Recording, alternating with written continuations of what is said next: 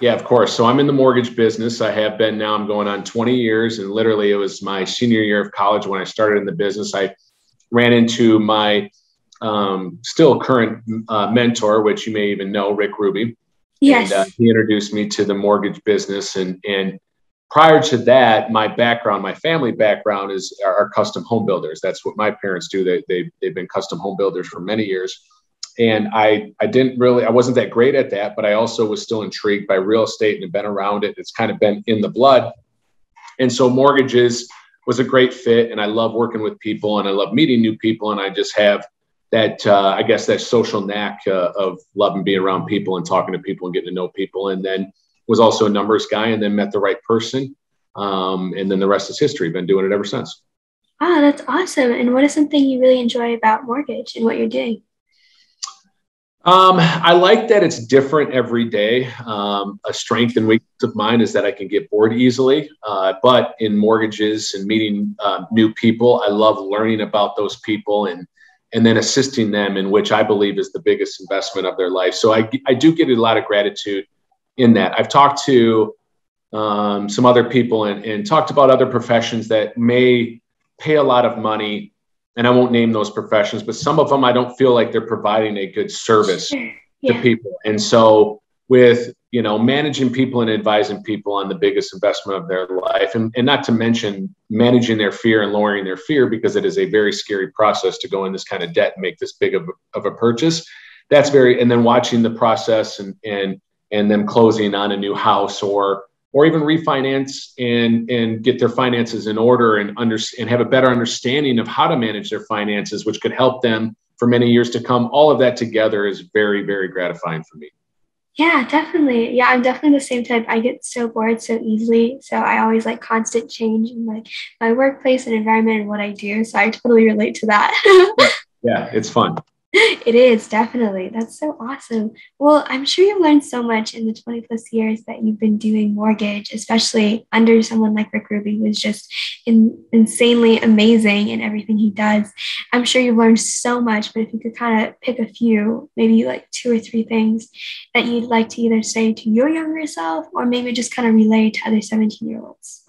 Yeah. So if I were to be talking to, like you mentioned, a 17-year-old, myself or anybody else, is that I would say this is that I would, and where I've seen my progression is that follow a plan, but make sure it's the right plan with the right people and trust the process. Mm. Okay.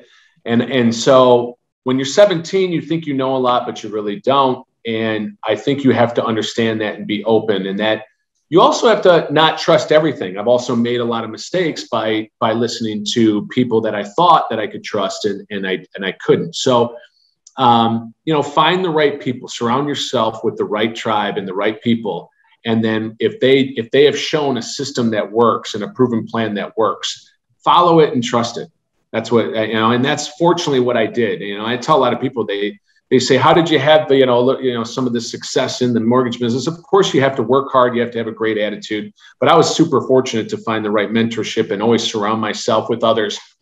Everybody looks at it from a macro level in terms of my career and the people that I was able to follow. And again, I was very fortunate where I kind of fell into their laps and they poured into me.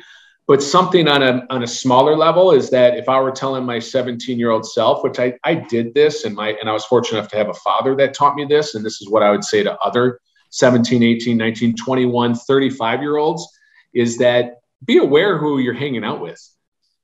Yeah, You definitely. know, I have surrounded myself. I literally want to, at some point, write a book with all of my close friends, and they each get a chapter, and I want to explain like how they made a difference in my life by watching them and watching their skills and learning from them. And it's like I've taken I've pulled from all of those, like the superhero movies where the one guy pulls from all the strengths from all the other superheroes and Yeah.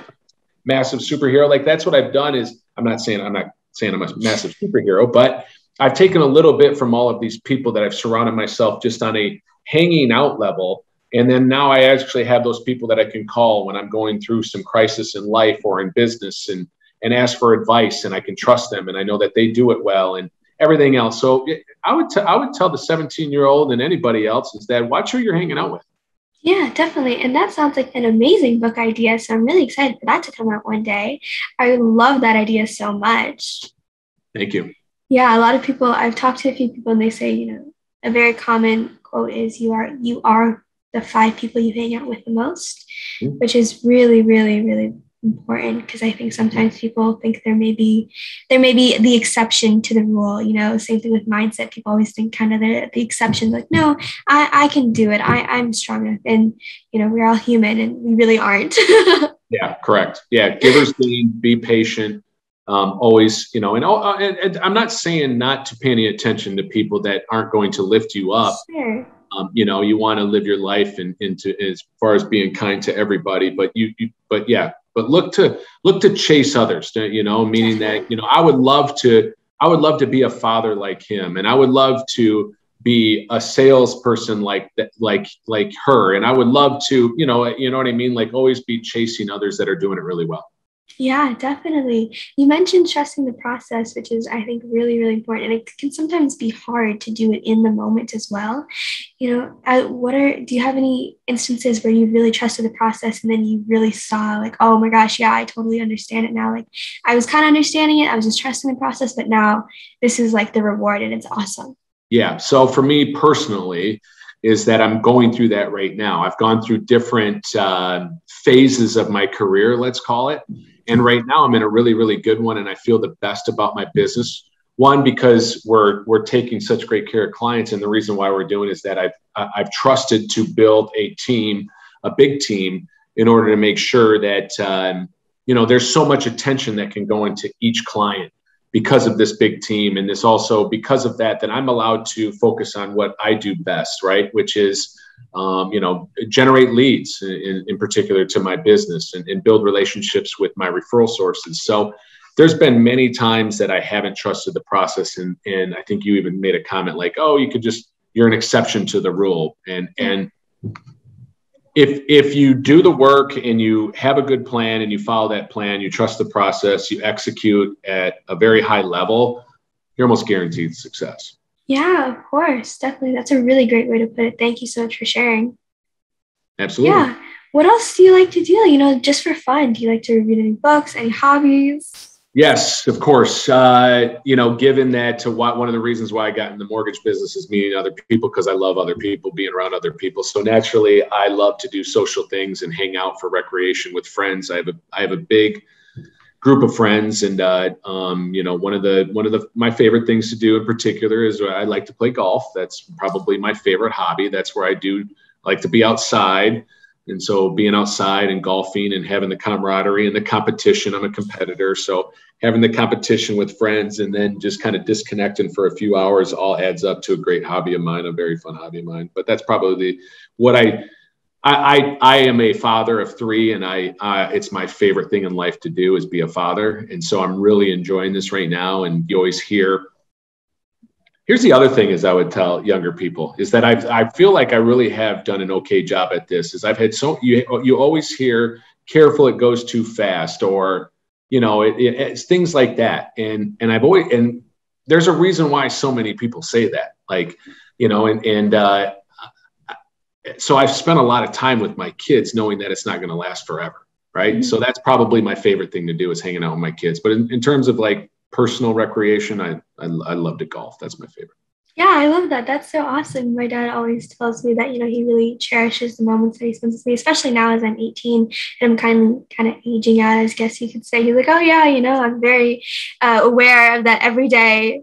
We're getting closer and closer to being like out of the house and stuff. And that's so fun. So I think that's really awesome. How old are your kids? Alexis just turned 16 a couple days ago. Ooh, happy birthday. Yeah, thanks. Linus the 4th is going to be 11 next, or actually, 28th of October, and then Gia just turned 9 a few months ago. So, that's so girl, awesome. boy, girl, yeah. That's so cool. And what do you have a favorite, or I'm sure you have many, but do you have a kind of particular favorite golf story you like to tell? Golf story? Mm-hmm. Or experience? Golf experience. Oh gosh, I have so many. I really do. What would be the one that I would like to talk about? I can't pick one in particular. I've just played some really, really special places with some really, really special people. And oh yeah, you know what? I played in Ireland. Oh, wow. Yeah, I played in Ireland at Royal Portrush, which was hosting the Open Championship in 2018, and I played it 2 months before it was hosting a major. So that was really cool. That is so cool. Ireland, yeah, deal, yeah, definitely. Yeah, Ireland is so beautiful. So I imagine it just would have been just a blast to be on the golf course and then also to see the beautiful sights of Ireland. Yeah, yep, it was awesome. Fun. Great. Well, thank you so much for taking a few minutes out of your time and spending with me. I really appreciate it. I had such a blast. I learned so much, and it was just such a pleasure. And I love sharing this, and I love paying it forward. The last thing I'll leave you with this is that don't be scared. Fear will cripple you. So whenever you feel like you're getting uncomfortable, and it's because of something that's obviously morally and ethically correct, then that means you're growing. So embrace that instead of, and when a lot of times fear will cripple most. And when I say cripple, meaning that they'll stop them from being their best. Embrace fear and embrace getting uncomfortable. Definitely. That's a great piece of advice. Thank you so much for leaving me with that. My pleasure. This can be like our little mic drop. Yeah, exactly. I appreciate you having me. Thank you so much. I appreciate it. Have a wonderful day.